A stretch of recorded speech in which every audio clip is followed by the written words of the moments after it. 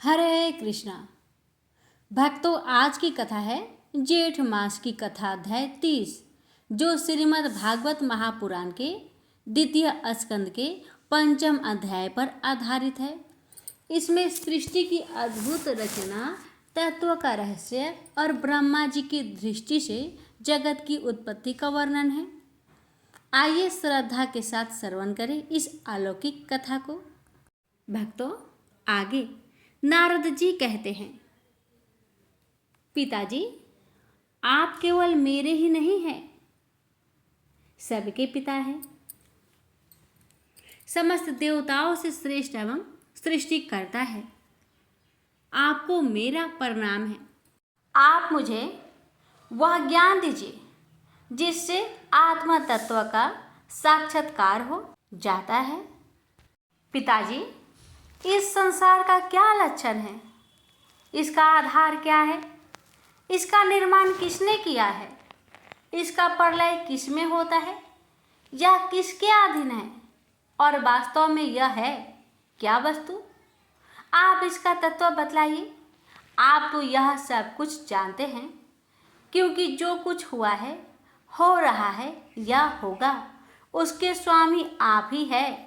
यह सारा संसार हथेली पर रखते हुए आंवले के समान आपकी ज्ञान दृष्टि के अंतर्गत ही है। पिताजी, आपको यह ज्ञान कहाँ से मिला? आप किसके आधार पर ठहरे हुए हैं? आपका स्वामी कौन है और आपका स्वरूप क्या है? आप अकेले ही अपने माया से पंचभूतों के द्वारा प्राणियों की सृष्टि कर लेते हैं। कितना अद्भुत है! जैसे मकड़ी अनायास ही आपने मुंह से जाला निकालकर उसमें खेलने लगती है, वैसे ही आप अपनी शक्ति के आश्रय से जीवों को अपने में ही उत्पन्न करते हैं, और फिर भी आप में कोई विकार नहीं होता। जगत में नाम, रूप और गुणों से जो कुछ जाना जाता है, उसमें मैं ऐसी कोई सत, असत, उत्तम, माध्यम या अधम वस्तु नहीं देखता जो आपके सिवा और किसी से उत्पन्न हुई हो। इस प्रकार सबके ईश्वर होकर भी आपने एकाग्रचित चित्त से घोर तपस्या की। इस बात से मुझे मोह के साथ साथ बहुत बड़ी शंका भी हो रही है कि आपसे बड़ा भी कोई है क्या? पिताजी, आप सर्वज्ञ और सर्वेश्वर है। जो कुछ मैं पूछ रहा हूँ, वह सब आप कृपा करके मुझे इस प्रकार समझाइए कि जिसमें मैं आपके उपदेश को ठीक ठीक समझ सकूं।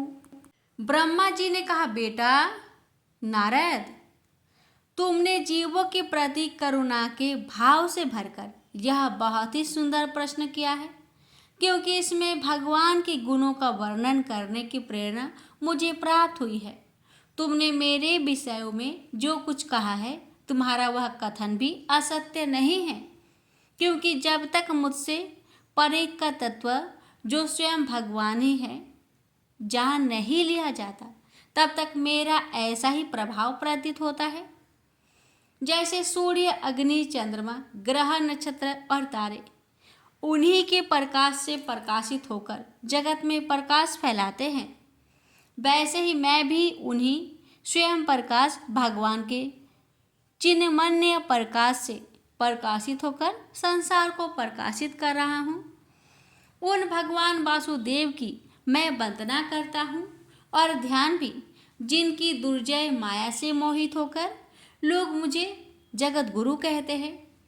यह माया तो उनकी आंखों के सामने ठहरती ही नहीं, झेप कर दूर से ही भाग जाती है, परंतु संसार के अज्ञानी जन उसी से मोहित होकर यह मैं हूँ, यह मेरा है, इस प्रकार बकते रहते हैं। भगवत स्वरूप नारद, द्रव, कर्म, काल, स्वभाव और जीव वास्तव में भगवान से भिन्न दूसरी कोई भी वस्तु नहीं है। वेद नारायण के परायण हैं, देवता भी नारायण के ही अंगों में कल्पित हुए हैं, और समस्त यज्ञ भी नारायण की प्रसन्नता के लिए ही है, तथा उनसे जिन लोगों की प्राप्ति होती है, वे भी नारायण ही कल्पित है। सब प्रकार के योग भी नारायण की प्राप्ति के ही हेतु है।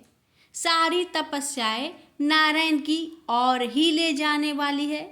ज्ञान के द्वारा भी नारायण ही जाने जाते हैं। समस्त मध्य और साधनों का पर्यवसान भगवान नारायण में ही है। वे दृष्टा होने पर भी ईश्वर है, स्वामी है, निर्विकार होने पर भी सर्वस्वरूप है। उन्हीं ने ही मुझे बनाया है और उनकी दृष्टि से ही प्रेरित होकर मैं उनकी इच्छा अनुसार सृष्टि रचना करता हूँ। भगवान माया के गुणों से रहित एवं अनंत है।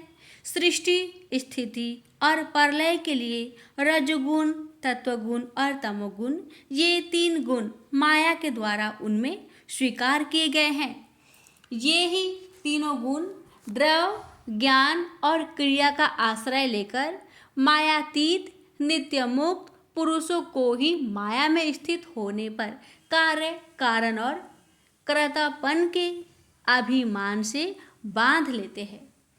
नारद इंद्रियातीत भगवान गुणों के इन 3 आवरणों से अपने स्वरूप को भली भांति ढक लेते हैं, इसलिए लोग उनको नहीं जान पाते। सारे संसार के और मेरे भी एकमात्र स्वामी वे ही हैं। मायापति भगवान ने एक से बहुत होने की इच्छा होने पर अपनी माया से अपने स्वरूप में स्वयं प्राप्त काल, कर्म और स्वभाव को स्वीकार कर लिया। भगवान की शक्ति से ही काल ने तीनों गुणों में क्षोभ उत्पन्न कर दिया। स्वभाव ने उन्हें रूपांतरित कर दिया और कर्म ने महत्व को जन्म दिया। रजोगुण और तत्वगुण की वृद्धि होने पर महत्व का जो विकार हुआ, उससे ज्ञान, क्रिया और द्रव्य रूप तमः प्रधान विकार हुआ। वह अहंकार कहलाया और विकार को प्राप्त होकर 3 प्रकार के हो गए। उसके भेद हैं वैकारिक, तेजस और तामस। नारद जी, वे क्रमशः ज्ञान शक्ति, क्रिया शक्ति और द्रव्य शक्ति प्रधान है। जब इन 5 महाभूतों के कारण रूप तामस अहंकार में विकार हुआ, तब उससे आकाश की उत्पत्ति हुई। आकाश की तन मात्रा और गुण शब्द, इस शब्द के द्वारा ही दृष्टा और दृश्य का बोध होता है। जब आकाश में विकार हुआ, तब उससे वायु उत्पत्ति हुई। उसका गुण स्पर्श है। अपने कारण का गुण आ जाने से यह शब्दमाला भी है। इंद्रियों में स्फूर्ति, शरीर में जीवन शक्ति, औज और बल इसी के रूप में है। काल, कर्म और स्वभाव से वायु में भी विकार हुआ, उससे तेज की उत्पत्ति हुई। इसका प्रधान गुण रूप है। साथ ही इसके कारण आकाश और वायु के गुण, शब्द एवं स्पर्श भी इसमें है। तेज के विकार से जल की उत्पत्ति हुई। इसका गुण है रस। कारण, तत्व के गुण, शब्द, स्पर्श और रूप भी इसमें है। जल के विकार से पृथ्वी की उत्पत्ति हुई। इसका गुण है गंध। कारण के गुण कार्य में आते हैं। इन न्याय, शब्द, स्पर्श, रूप और रस, ये चारों गुण भी इसमें विद्यमान हैं। वैकारिक अहंकार से मन की और इंद्रियों की 10 अधिष्ठात्री देवताओं की भी उत्पत्ति हुई।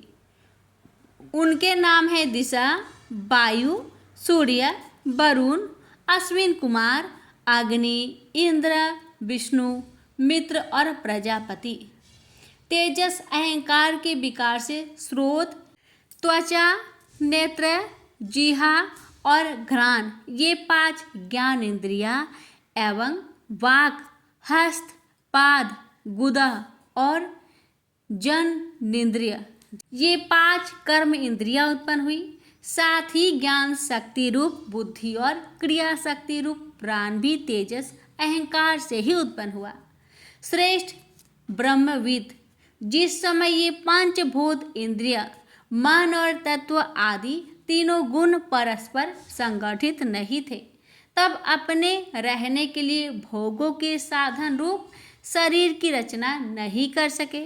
जब भगवान ने इन्हें अपनी शक्ति से प्रेरित किया, तब वे तत्व परस्पर एक दूसरे के साथ मिल गए और उन्होंने आपस में कार्य कारण भाव स्वीकार करके व्यष्ठित समष्टि रूप पिंड और ब्रह्मांड दोनों की रचना की। वह ब्रह्मांड रूप अंड एवं सहस्त्र वर्ष तक निर्जीव रूप से जल में पड़ा रहा। फिर काल, कर्म और स्वभाव को स्वीकार करने वाले भगवान ने उसे जीवित कर दिया। उस अंडे को फोड़कर उसमें से वही विराट पुरुष निकला, जिसकी जंघा, चरण, भुजाएं, नेत्र, मुख और सिर सहस्त्रों की संख्या में है। विद्वान पुरुष उपासना के लिए उसी के अंग में समस्त लोक और उनमें रहने वाली वस्तुओं की कल्पना करते हैं। उसकी कमर से नीचे के अंग में सातों पालकी और उसके पेड़ों से ऊपर के अंगों में सातों स्वर्ग की कल्पना की जाती है। ब्राह्मण इस विराट पुरुष का मुख है, भुजाएं क्षत्रिय है, जांघों से वैश्य और पैरों से क्षुद्र उत्पन्न हुए। पैरों से लेकर कटी प्रयत्न सातों पाताल तथा भूलोक की कल्पना की गई है। नाभि में भूलोक की, हृदय में स्वर्गलोक की और परमात्मा के वक्ष स्थल में महलोक की कल्पना की गई है। उसके गले में जनलोक, दोनों स्तनों में तपोलोक और मस्तक में ब्रह्मा का नित्य निवास स्थान सत्यलोक है। उस विराट पुरुष की कमर में अतल, जांघों में वितल, घुटनों में पवित्र सूतल लोक और जंघाओं में तलातल की कल्पना की गई है। एड़ी की ऊपर की गांठों में महातल, पांजे और एड़ियों में रसातल और तलुओं में पाताल समझना चाहिए। इस प्रकार विराट पुरुष सर्वलोकमय है। विराट भगवान के अंगों में इस प्रकार भी लोकों की कल्पना की जाती है कि उनके चरणों में पृथ्वी है, नाभि में भूलोक है और सिर में स्वर्गलोक है। प्रेम से बोलिए ओम नमो भगवते वासुदेवाय। भक्तों, आज का यह अध्याय यहीं पर समाप्त होता है। प्रेम से बोलिए हरे कृष्णा।